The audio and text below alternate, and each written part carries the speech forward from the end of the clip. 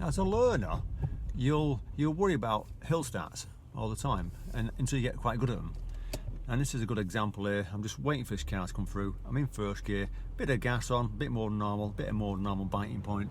Have a look at the road, hold the clutch steady, release the handbrake to go forward. It's one of them ones where with practice you get good at it.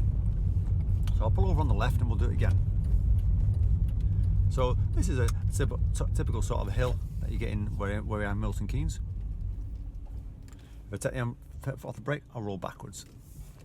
And one of the things that causes people to roll back is the rush. They worry about rolling back and end up doing it. So remember, when you're doing a hill start, and you'll get one on your test, usually get one on the test towards the end usually, bit of gas, bit more than normal, probably about 2,000 revs, and lift that left foot to feel a bit of a pull on the biting point.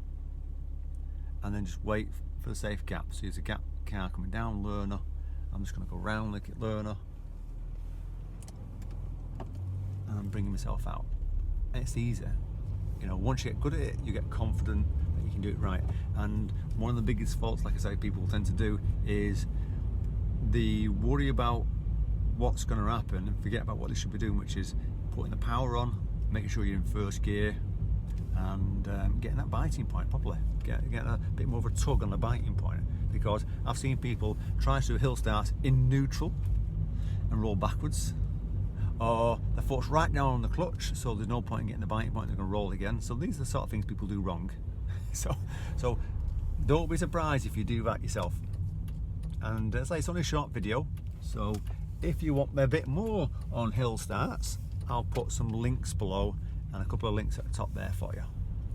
Okay, good luck with the driving and watch out for my next video next week.